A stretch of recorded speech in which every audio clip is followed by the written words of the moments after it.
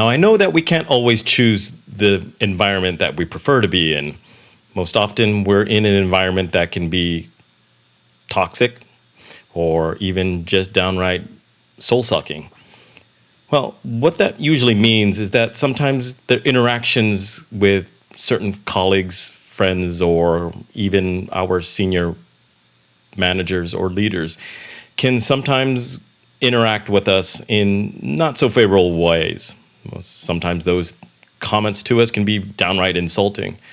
This actually happened with one of our clients. He was very smart and intelligent, and he was always feeling like he was in an environment where people were just rude, disrespectful, and weren't sometimes helpful.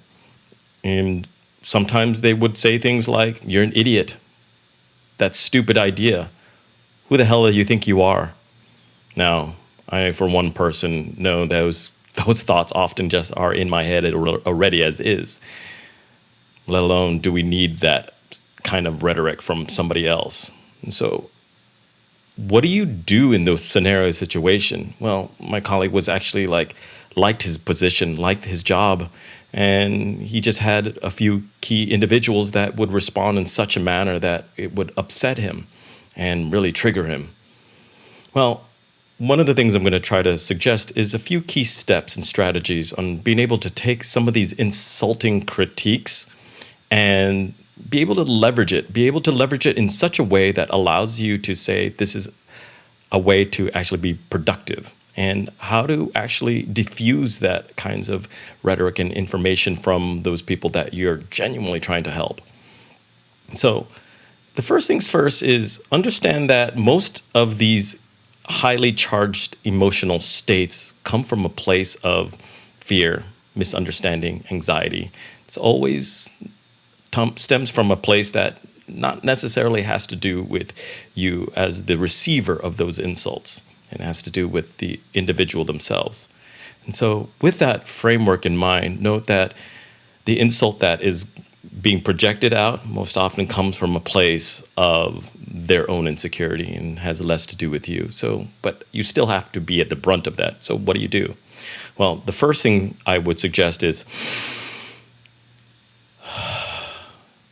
take a deep breath, because at that point, you're probably having your own mind triggers coming about. And with those triggers, actually sends your own flight or fight response. And sometimes, most often, you don't want to say something that you actually don't mean, or jeopardize the relationship, or jeopardize your work as is. So taking a deep breath allows that ability to shut that part of your brain off and be able to assess and ask one question. The question is, what do I want out of this relationship? What do I want out of this interaction?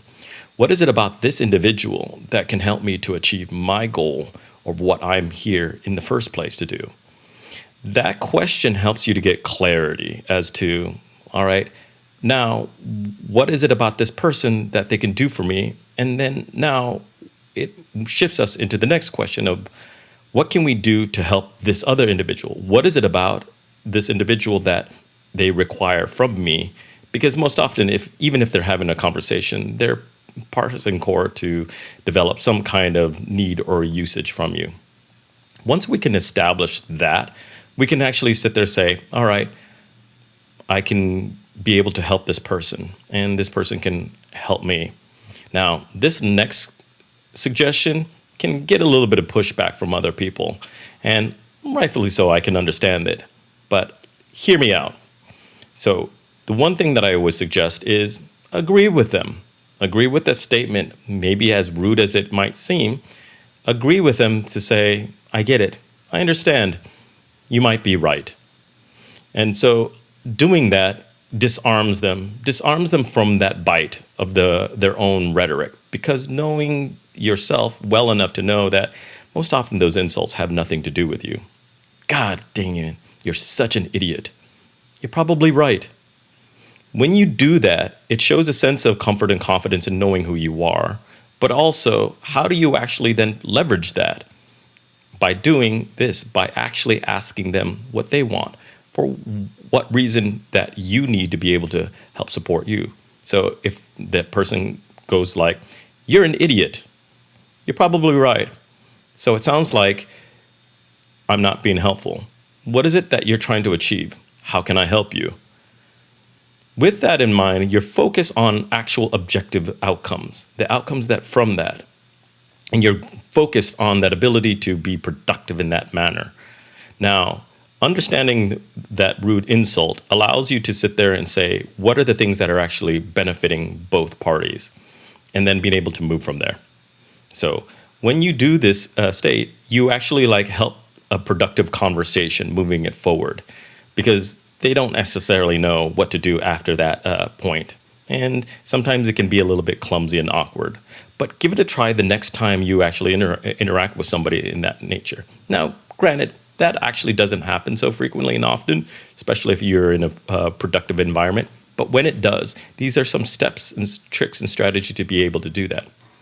Now, let me preface this by letting you know, if those triggers and those emotions heighten for you, you feel like that you are so insulted that it is bringing up emotions, troubling and challenging emotions, might I suggest some key ways of being able to subdue those emotions by meditation, through breathing techniques, or journaling, or even leveling it up by seeking professional help, whether that be through a psychologist or a therapist or a counselor, to help you to work through some of those emotional triggers. Because some of these things in our past, they have been told to us from family, friends, or even our own previous position and job. Now, understanding these triggers and where they come from allows you to be able to respond appropriately and respond in a way that doesn't really address the actual insult, but the productive manner in which the insult was trying to help to create cohesion. And so if this is not clear and you want a little bit more information, please reach out to me. I'm more than happy to help you out to move through these types of conversations. And I get it. It's never that easy to have these difficult conflicts and conversations, but it is a necessary skill to be able to articulate and to be able to communicate in a very productive and cohesive and harmonious way. So hopefully this helps you out to be able to work within your own environment and to create such nurturing and mutual bonds here. If you have strategies, suggestions, solutions that you have worked through that have worked for you and has been productive, please leave a comment or reach out to me. I'm more than willing to have this conversation. I love this stuff, and hopefully I was able to help you to understand how to better your work environment and to be the leader that you know that you were meant to be. Thank you so very much.